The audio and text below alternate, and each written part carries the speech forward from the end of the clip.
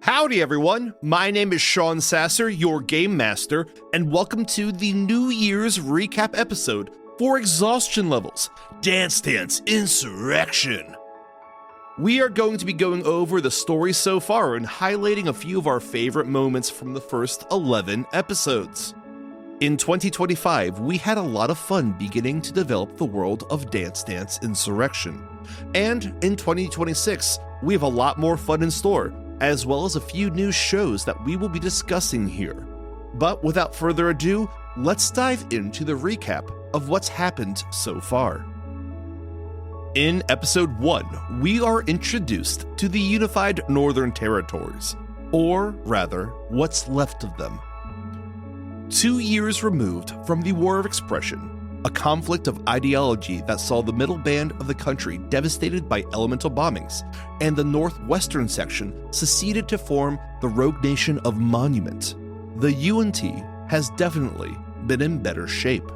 It is here that we meet 4 veterans of the War of Expression at a large shed/bar near the edge of the Glasslands, the portion of the elemental wastes that was ravaged by elemental fire bombs. Chad Hunter, the quick-thinking rogue, Stevie Wims, the tricky cleric, Ricardo Montoya, the proud barbarian, and Edward Stonebridge, the smart and semi-traitorous artificer, have all been instructed to meet at this place to receive an unknown mission. After interacting with some locals, 3 individuals who were very much not local arrived at the bar, who, after some introductions with Chad, Stevie, Ricardo, and Ed, gave the veterans the mission of a lifetime, or perhaps the last mission of their lifetime.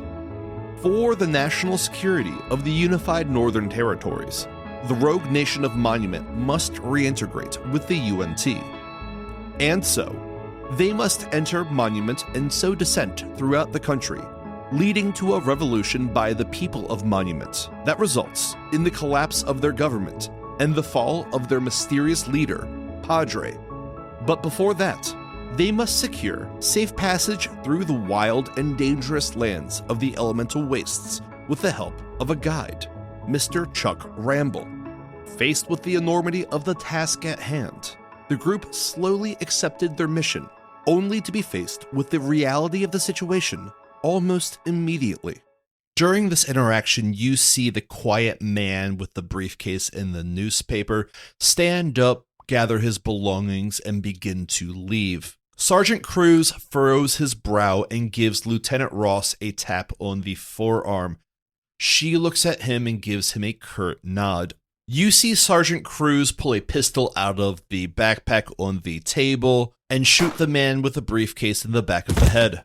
The right side of his head explodes. What the fuck? Ness looks over and goes, "What the fuck?" All right. Yeah, when she said the fuck? Yeah. I immediately unholster my gun and point it directly at her. Easy. It's okay. Sergeant Cruz walks over and picks up the briefcase and brings it back to the table, opening it in front of you. In the suitcase, you see a tape recorder, a notepad with all your names, and some type of improvised explosive. Well, son of a bitch. This is why you don't exist. Understand? Having accepted their mission, the party left with Chuck Ramble in his amazing van and began the journey into the elemental wastes. After reading through the provided documents and taking the items set aside for their mission, they began to make their way through the Glasslands, only to be struck with tragedy before they truly began. All right. Well, these boys seem to be talking out there. That happens when, rival gangs and such get together. You might want to grab your... The windshield partially explodes as the right side of Chuck Ramble's head disappears, covering the back of the van in blood. Fuck! I immediately grab the wheel. Give me a sleight of hand check. 17. You are able to grab the steering wheel, though you are not able to completely stop the momentum of the van.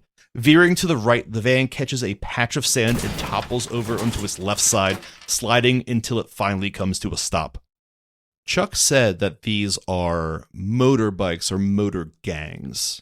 In the distance, several clouds of dust become larger and larger as the sounds of engines grow louder and louder. Guys, I think we're about to have some company. Yeah, they're coming straight for us. You know what is coming, but you don't know how many there are. In episode 2, we find the party facing down 2 motor gangs, having been stranded after their van flipped and their guide, Chuck Ramble, was killed. After some interactions with a man named Amos, the leader of one of the motor gangs, the party found out that Chuck Ramble was a known man who had done work for someone Amos referred to as the boss. After learning that a member of the other motor gang, a group of individuals covered in head-to-toe black leather, was responsible for the death of Mr. Ramble, Amos demanded justice, ending in the death of the responsible party and the knowledge that the elemental wastes might be more than they expected. Seeing this, 2 of the men in crimson pull the fleeing man off of his motorbike, dragging him into the center of the circle. They hold him down as the man in jade approaches. Alright, you might want to cover your nose here, strangers. Can be a bit pungent. Take that cue. Reaching down, the man in jade rips off the face covering of the man being held down. His skin, pale white, immediately begins to burn and blister as smoke rises from his face. Whoa. Fuck? Can I do like an insight or a medicine check there? Like, what the fuck's going on? Let's do medicine. That is a 19. You have never seen anything that would cause the sun to genuinely burn. With a 19, really? Not like this, no. I mean, Okay. you've heard old wives' tales and children's stories meant to scare you about things like this before, but you never believed them to be possible or at all true. I don't still believe that. Holy fuck. Okay, The man thrashes around, screaming in agony as he briefly displays a set of glimmering fangs. Oh shit, there's a vampire. It's real. Within seconds, the flesh of his face is gone, only leaving bone and fang. After the dispute was resolved, Amos insisted that the party come with him to the towers to meet said boss. After driving for some time, the party was faced with another first in the form of charred ones, reanimated corpses filled with fire magic, leading to the first combat of our game. Having dispatched the charred ones, Amos and the party made it to the towers. Instead of finding a sporadically populated area of desolation as reported by the UNT, the party found themselves in a bustling city of thousands. After being told by Amos to make themselves acquainted with the Burning Bazaar, the marketplace encircling the city center, they went in search of food and information. The party met a man named Rover and his dog, Kevin James, who informed them that he was in search of a pump and offered them work before pointing them in the direction of the best restaurant in the Burning Bazaar, Frigga's Mouth Foods. You enter a bustling restaurant decorated in swaths of colored cloth. Dozens of tables are full of people happily shoving fragrant food into their mouths. You are greeted by a woman in a red pantsuit, her large shoulder pads pushing against her even larger permed hair. Welcome, guests, to Frigga's. You look hungry. Come in. Man, we are starving. Good, then you have come to the right place. Are you hungry, little boy? Sure. You come to Frigga's for good food, yes, and Frigga's promise. Only place in towers that guarantees no human meat. That's a plus. It was actually recommended we come over here by Amos. Ah, Amos, he's a good boy. Ma'am, I do have one question before we go on. Of course. You specify mouth food? Yes, we make food for your mouth. Is there a non-mouth food? I do not understand question. I think that pretty much clears it up. No, that's a good enough answer right there. Good, now go eat. Yeah, do you have any recommendations? First time here having your cuisine. Is there a special or something we should be looking for? Everything on menu tasty. All right. What's your Yes. favorite thing to eat on the menu? Single meat. Ah, yeah, that sounds good. And notably, no human.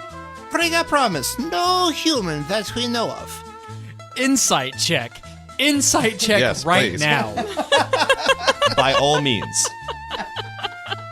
I don't like how she phrased that. Oh, that's a natural 20. Natural 20. Fuck yes. Only little human meat.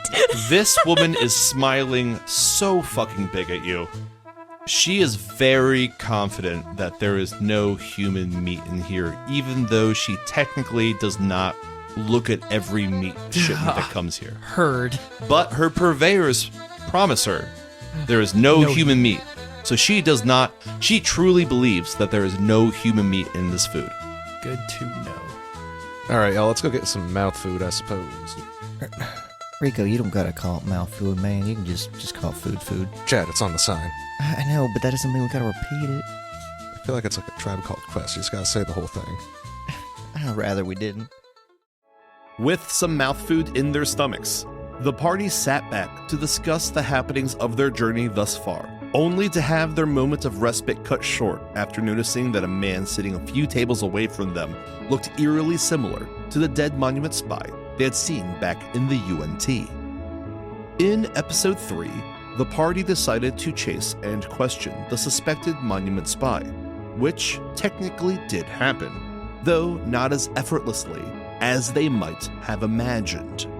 After a hectic pursuit through the burning bazaar, which included Chad jumping through the roof of a building, the party finally cornered the spy in a store, thoroughly traumatizing the shopkeepers inside.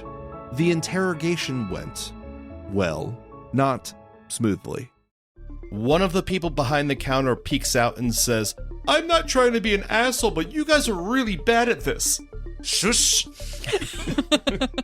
Like, have you guys seen any spy movies before? No. Do you have any recommendations? I don't think this is the time for that. Shush. All right, Spy Man. Here's the deal. This here is a blade of pure psychic energy that I'm holding in my hand.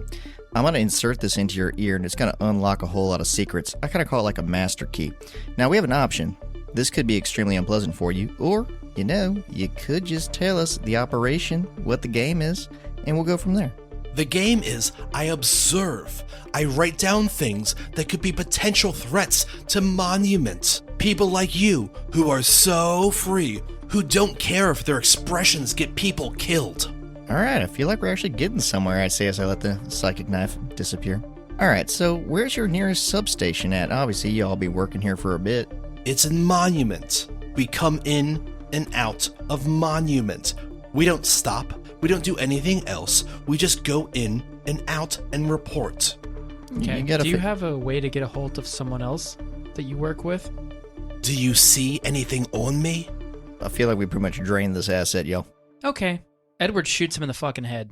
Okay, roll to attack. Ed. After gleaning a few pieces of information, Ed decided to shoot the man in the head, prompting an intervention by the local gang that handles security of the marketplace, which is the same gang Amos is in. After the spy was taken away, the party was left to shop and explore. They stocked up on potions at Sam's, Salves, and Sundries, bought some new clothes and edible socks at Life Well Done, and tried to make some money at the Giorgio Fighting Pit, where the party was introduced to everyone's favorite orphan, Horseboy. Ha! We have another fighter at the Giorgio Fighting Pit. We have a newcomer. What is your name, friend? Rick. Rick. What a good name. As he says Rick, I just throw my arms up and flex. Ha! I cast Big muscles. I cast thaumaturgy from the audience, just make a roaring crowd. It is counterspelled. No magic. No interference. No, silly soulless woman.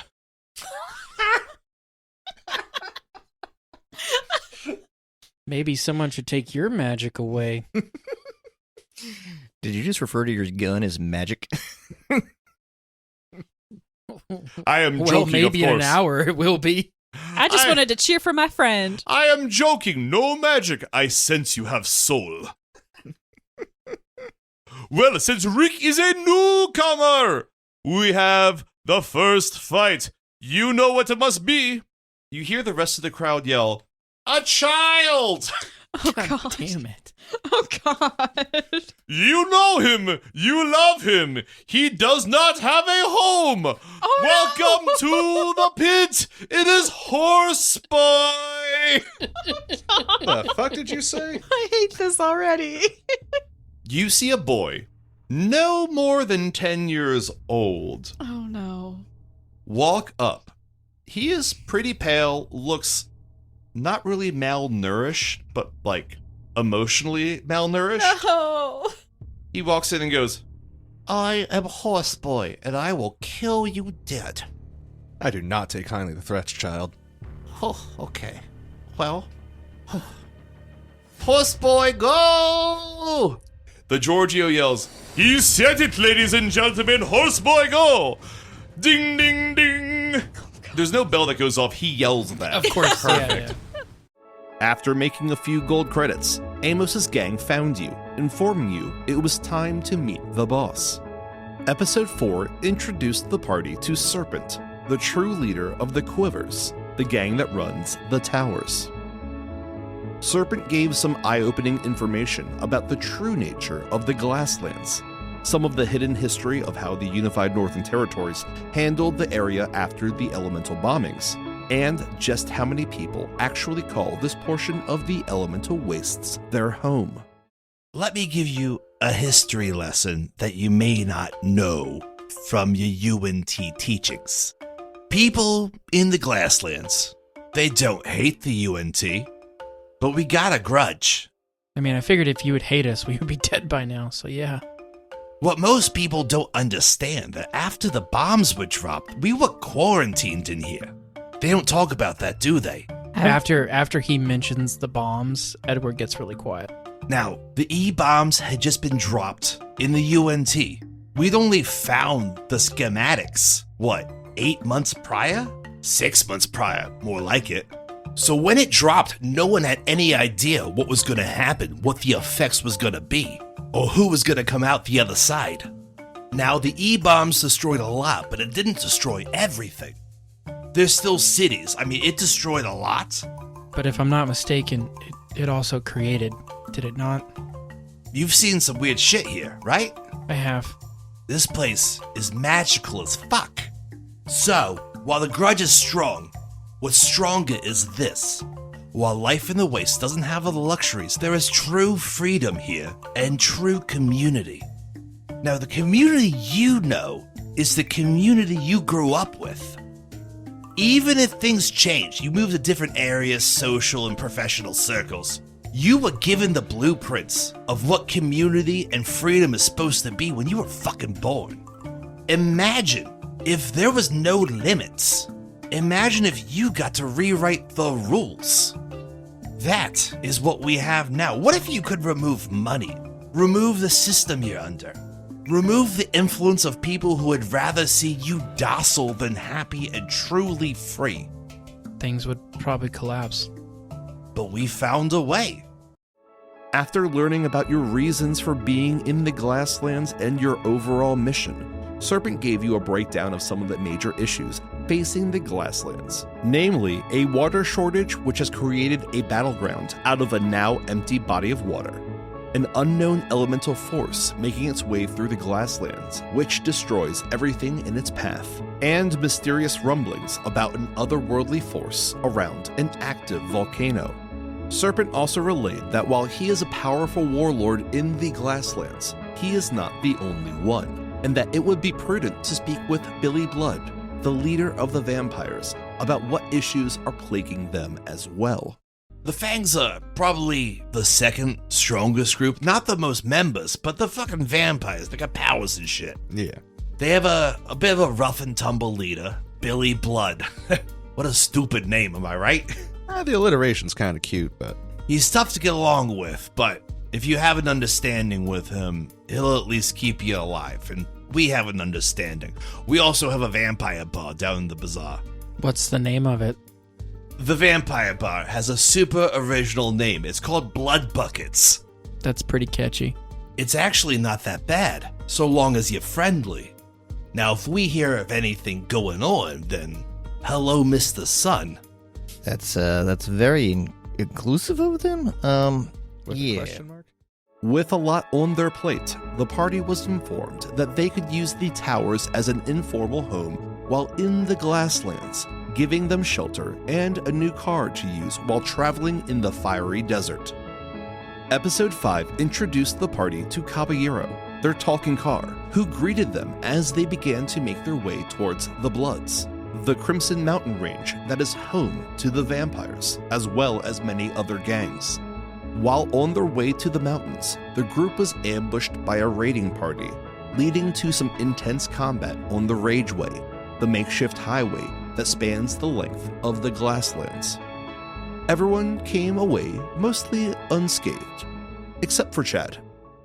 I'm going to use my movement to launch myself like a honey badger through the window of Caballero into the open door of the car, into the cabin with the passenger and driver of the fish knives. You mean through the If you roll don't down jump window? out with both not like psychic daggers out, this isn't happening. Scree. I fucking love this so much. Okay, cool. This is gonna be a DC 20 athletics for sure. All right. Or I'm sorry, acrobatics. Yeah. A DC, give me a DC 20 acrobatics. All right, that's why we got heroic inspiration. Can I try and give him a little shove to help him along? Add some of my strength to him? I just rolled a 15. Cool. You successfully jump out of the car, but you don't make it the entirety of the way. Give me a dex saving throw. That's a 16. Cool. On a 16, you are able to grab onto the top of the open door, hanging from it as the car speeds forward. So now that I'm hanging here on their door as it's swinging back and forth, I'm going to just look through the open window at the fella in the passenger seat and say, hey man, what we ever do to you? The man is staring at you wide-eyed right now. Once the chase was over, Chad made some pretty substantial threats to the last remaining gang member who ambushed them, and the party learned of the exact location of the vampire's lair. After some more driving, the party arrived at the Cavern of Anguish and talked their way into meeting their leader, Billy, aka Sang Rao. After some honest conversation and friendliness, you met Sang Rao's mother, Fran, learned the origin of the vampires, fun fact, they're mostly nerds, and began the foundation of a working relationship with the vampires. Sang Rao informed you that the largest problem facing the vampires was a group of vampire hunters who had begun to kill a substantial number of Sang Rao's people. Given the task of ending the threat of the vampire hunters, the party left with a new mission, though not before giving themselves a new name. The Neon Nightmares. Okay. I mean, what makes you guys neon? I materialize a translucent blue glowing knife of psychic energy in my hand. Does everyone have those? No. Okay. The Rhythm Raiders. Rhythm Raiders. Okay. We're all pretty good at dancing. Well, I'm okay at dance when I'm like really fucked up. I can't do it right now, but when I'm fucked up, I can dance. You don't admit that, Ed. Okay. Why not? All right, and I third can't one. just bust out a move. What do you think of the Boogie Nights with a K? Oh, okay. You know what? That's not too bad. All right, we'll put that one at the top of the list. Yeah, we're just BK for short. BK. Yeah. Have we it will your have way. it our way. Wow. Okay. No, I mean, that's a great slogan. I want to take that and run with that. I'm going to run it by our team over here. Awesome. You know, what we do, like, we're vampires. We get it. So, yeah, we have a full PR part of us. Yeah, that I mean, is trying to, you guys' you know, names are fucking amazing. Thank Yeah. you. Yeah, I mean, we work pretty hard on that because, again, we can only go out at night outside of, like, with all this leather. And so, Yeah, you're That- kind of an advertisement of what you are. Episode 6 finds the Boogie Nights on the prowl for the vampire hunters, which, after some searching, they find to the north of the vampire's lair. They come upon a group of soldiers, clad in tactical gear, fighting what turns out to be a magma lizard, a massive monster made of fire. Ricardo, after looking upon some of the soldiers, realizes he knows their leader, Captain Bricks. Get on the ground now. All right, guys, best listen to him. Apparently the people he's with are a little bit jumpy these days. Ed, no. You're speaking mighty familiar to me for a fucking vampire, I'll tell you that right now. Oh, right. We're still just like vampires. Spiny, do you not recognize me? Do you not recognize this mustache and these flowing locks? I'm getting pretty fucking pissed off right now, so you better say something that's worthwhile before I blow your fucking head off. Are you sure you know this guy? Of course I do. We served together during the war. You are masked. No one can see your faces. I forgot we had masks on. This mustache underneath the mask. Right. Yeah, I take off. Rick, take off. I take off the mask and helmet. I go, do you not recognize these flowing locks and this bushy mustache? As you take your mask off, Captain Bricks motions for his men to lower their weapons. He slowly lowers his, looking confused, before a smile cracks across his face. Mr. Montoya, you are not someone I expected to see right now, but I'm mighty glad to lay eyes on you. I was about to fucking light your ass up. Oh, I noticed. After defeating the Magma Lizard, Ricardo and the party speak with the hunters, who invite them back to their camp. Captain Bricks told the Boogie Knights that their group of hunters was not here only for vampires, but all aberrations in the Glasslands after being hired by the Onyx Group, a private equity firm. After some dialogue, the Boogie Knights reached an agreement with Captain Bricks for them all to meet with Sang Rao and the vampires in hopes of reaching a ceasefire between the two groups. They made their way back to the mountains and began speaking with the vampires, though after explosions began to echo overhead, it became clear that Captain Bricks had no real intention of making peace with the vampires. Very well. We can discuss this ceasefire. Captain Bricks walks up closer to Sang Rao. Now, we took offense from you killing our soldiers, Mr. Sang Rao, and that has been keeping us from fulfilling our mission of clearing the land of aberrations. I hope you can understand why we had to do what had to be done with anyone interfering with what we've been sent to do. Now, I'd like to figure out a way where we can all walk out of here feeling like we shed a light on these issues of ours. As Captain Bricks says this, the cavern around you begins to rumble as you hear several explosions above you. What is the meaning of this? You see Sang Rao looking around, panicked. You get what I did there? Shed some light. Bricks chuckles to himself as he looks over to you. As I said, I'd be a fool to pass up an opportunity like this. Everyone please roll for initiative. Can I shoot him You now? bitch! Ed, start blasting. Episode 7 encompasses the first major conflict the Boogie Knights find themselves in, fighting Captain Bricks and his band of hunters as they moved through the vampire's badly damaged lair. Teamed with Sang Rao, the party slowly made their way through the caverns, finding a badly damaged caballero and methodically killing the hunters until a final showdown with Captain Bricks ended with him attempting to detonate one more bomb. Sang Rao wraps his hands around Captain Bricks' neck, squeezing the life out of him. You came from my people, my home. As the light is about to leave Captain Bricks' eyes, he coughs up some blood and says, Well, guess this isn't my rodeo, but Mama always said to go out with a blast, so I think I will. You hear the click of a button as the life finally fades out of Captain Bricks. A small detonator rolls out of his hand and hits the ground.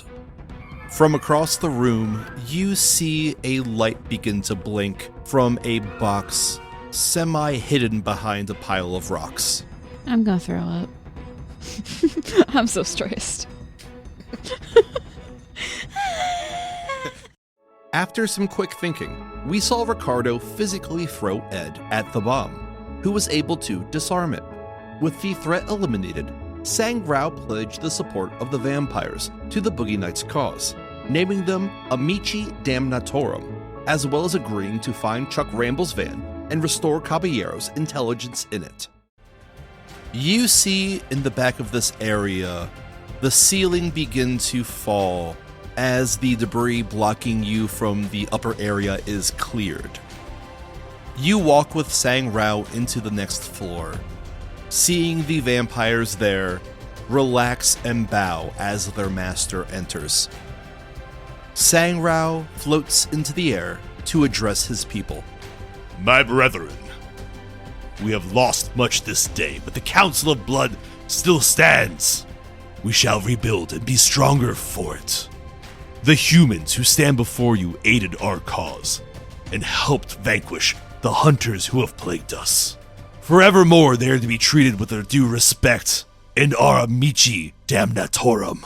For blood and glory. The other vampires raise their fists and hiss in agreement. In episode 8, the Boogie Nights went back to the towers to regroup and get ready for their next quest. After some mouth food and an eventful shower, the party went to a scrapyard in search of parts for something Ed is working on, before going to Blood Buckets, the vampire bar in the Burning Bazaar, for a quick drink. Or, in Ed's case, several quick drinks. I take Ed by the hand. Let's go. Am I stumbling drunk? I'm gonna need a Constitution saving throw with disadvantage. Heard. That is a natural one. Cool. Did you change your outfit at all? Yes, I am wearing the clothes that when we got to the towers. So I'm wearing like vest jacket type thing I was wearing. Cool. You get dizzy, fall onto your side, and then just vomit down your shirt. Phenomenal. And it is bright red vomit. Awesome. Awesome. With Ed thoroughly sloshed, everyone went to Big Bets, a gambling establishment where you could bet on anything. Chad won a breakdance battle with a lovely woman while Ricardo and Stevie watched a familiar-looking woman perform knife tricks while rapidly consuming shots of liquor.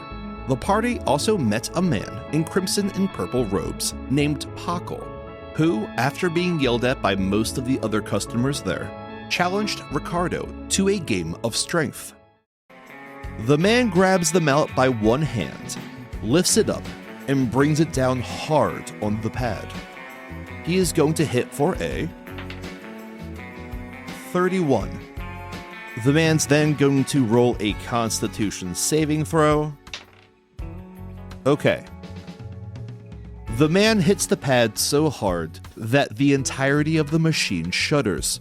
As the metal pole swings around to hit him in the back of the head, it connects, though it doesn't damage him, but rather wraps around his head.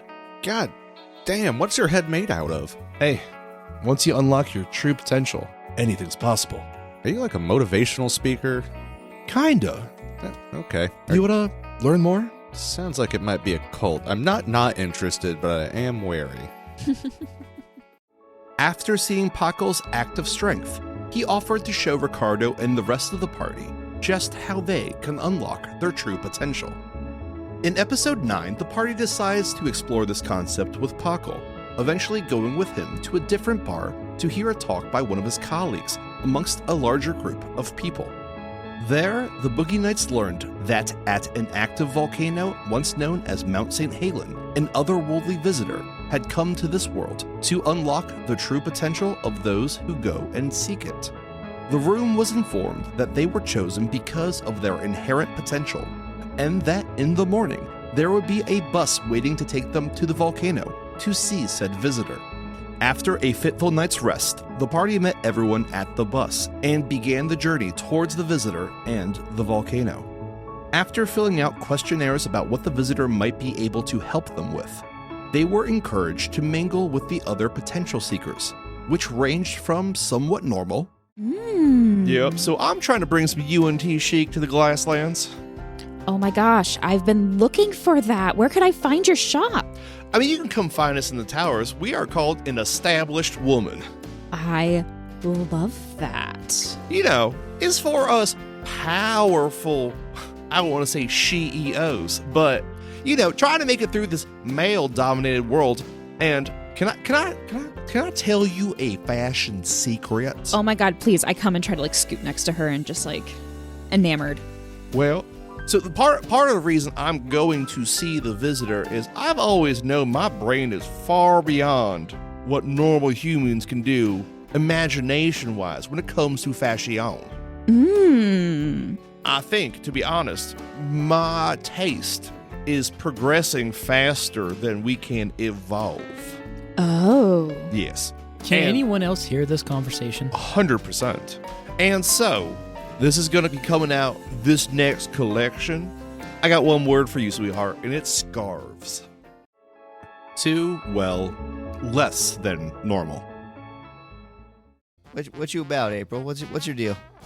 I said my name's April. Yeah. Yeah, April. What's so you don't do art? What's your thing? I'm just a little clumsy, and I was hoping that the visitor could help me. I don't know if they'll be able to do it the way I wanted to, though. What is the way you want them to? I need more fingers. I'm sorry. Excuse me? Would you mind holding up your hands real quick? She holds up 2 regular hands. I'm just so clumsy. I drop things all the time, and I figured I'd have more fingers so I would be able to not drop things as much. You have a beautiful thought process. Thank you. Yes, I've been trying to,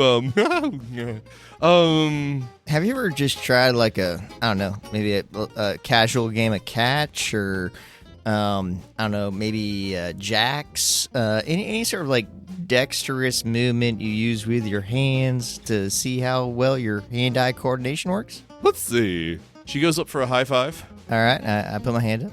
Okay, she is going to roll an attack. It's gonna hit you in the dick.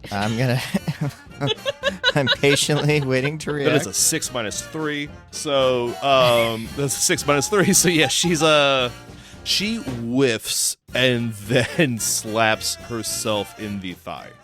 After finally reaching the volcano, the Boogie Nights were informed that they would be going over their questionnaires with an auditor, which would start with Ed. Episode 10 continues with Ed, Stevie, Chad, and Ricardo having their interviews to help determine what areas the visitor might be able to help with, diving a bit more into their answers on the questionnaires. After their meetings with the auditor, the party began the long ascension to the observation deck to meet with the visitor, but not before learning that they wouldn't be speaking directly with the visitor, but rather their translator, the emissary. After probing the minds of the Boogie Nights and a poorly timed failed wisdom save, the emissary revealed a bit about the true nature of who they are, and their understanding about the party's goals. The man begins to chuckle to himself. It is. It's funny how the universe provides sometimes. I will tell you what, I did not see this one coming. Well, it looks like you truly do need to unlock your true potential, because you guys are about to be royally fucked on this journey of yours. What journey are you talking about, man? Let me ask you a question. Sure. What do you like so much about your gods? Well, they provide, for one. I mean, when we actually talk to them, they listen, you know, and it's definitely it's a great comfort to us that their presence is there. Wow. Well, that sounds like a lot of bullshit. So, here. I really wish I could help you on this journey, but I'm not going to. In fact, I'm going to have a lot of fun with you. Obviously, you're heading to Monument, so pretty wild stuff that you came here. Go ahead and give me a perception or investigation check. Whoever wants to. I'm going to do it, but I'm going to guidance myself. Okay. 16. 18. 17. Okay. Over near the glass walkway that is beginning to crack, in the back corner, you see a white apron and an orange and red scarf. Oh, yeah. Sorry about that, guys. So much potential. Let me tell you what. Did you guys know these guys? I mean, we didn't really know them. We kind of rode here on the bus with them. Okay. They seem like really good people, though. Don't worry, they died quickly. Okay, well. Huh. That is That's not cool. going to be the case for you guys, but I promise you, it's going to be fun. After another epic battle, the Boogie Nights defeated the emissary. Though after some ominous words on their way out, the emissary left some doubt about whether or not the party would see him again. Your great axe cuts deeply into the chest of this being. As it does so, a smile begins to grow on their face. I gotta say, guys, you are the most fun I've had in some time. Well, this has been great. I would love to keep it going, but I need to tell the big man about this. Don't worry, your secret is safe with me. From mortals, at least. I mean, I can't keep anything from the boss. You know how it is, guys. Okay, we will see you soon. Bye, new friends. With that, the man turns to ash. The fiery remains float down to the floor, leaving a small pile of burnt debris. We are out of combat. I immediately run over to Stevie and try to stabilize her. And I'm going to do the same for Chad. Okay. Don't you die on me! As the man dissipates, you see the visitor fall to the ground and tumble off its perch. As it hits the ground, the floor begins to shake as you see the remaining glass of the walkway shatter. Spurts of lava begin to erupt from the now unobstructed opening into the volcano, as well as ooze from the cracks in the ground. In your head, you begin to hear an unfamiliar voice. Wowzer. That was nuts. All right, gang, let's cheese it. Episode 11 found the victorious party at the top of the now uncontrolled active volcano, with a small alien companion named Hot Pretzel, who just told them to cheese it. With the elevator their sole way down, the Boogie Nights and Hot Pretzel, not Yogurt, began their way down. Though, due to the unstable nature of the volcano, the party once again found themselves in mortal danger as the elevator cables snapped, causing them to plummet almost 700 feet. While falling, the party did have some interesting ideas about how to safely get to the ground floor. So you're going to try to do what with this scarf? I am going to take the scarf that I got from Heather off my neck, and it's pretty big now, so I'm going to try to catch the air and You're like going to use parachute it as a parachute. I'm going to try. I love this so much. Okay, cool. Yeah, it's pretty evident that Wait, hot can I yogurt gave me the intelligence buff. Guys, that's not my name. Wait, can I do both that Sorry, and hot give... yogurt pretzel. Can I do that Sounds bad. and look through the hatch and reach my hand down for Ed? Yeah, I'd say choose one. Okay, I'm going to... I don't know. I'm just going to turn back and look through the hatch and reach my hand down for Ed. Ed looks up and goes, "Uppies." Cool. All right, with that, it's going to be Ed's turn. Yeah, Ed takes a hold of her hand and just says, "Pull me up." I'm going to hoist him. And now Am I that strong I'm on- enough? Am I strong enough at this Give point? me a strength check with advantage. Now, your stats still stand, but you do have advantage. Yeah. So you still have a -1. It's just with advantage. Okay, I'm glad it's with advantage. Oh, no. Okay, that's a 15. A 15, you're able to pull Ed up. Yoink. Thanks to some quick thinking from Ed and the Featherfall spell, everyone mostly made it to the ground floor safely. With some deft maneuvering through the magma-filled surrounding areas, the party made it back to the bus they came here on. Hot Pretzel gave everyone a bit of their background, as well as some vague information about what was happening at the volcano with the emissary, before the party reached the towers once more and paid Serpent a visit. Arriving at Serpent's headquarters, you get the cassette tape, go up the elevator, and arrive at the Quiver's headquarters. As you do so, you see Serpent turn around. Motherfucker. Well, you guys haven't been here for a minute. What's going on? Hey, Pent, how you doing? So much shit's happened. Who's the baby? Oh, this is Hot Pretzel. You named a baby Hot Pretzel? No, he named himself. I thought his name was Yogurt. Apparently, I was wrong. In Serpent's brain, he hears, Hey guy, name's Pretzel. Serpent goes, Wow, holy shit, we kind of sound alike.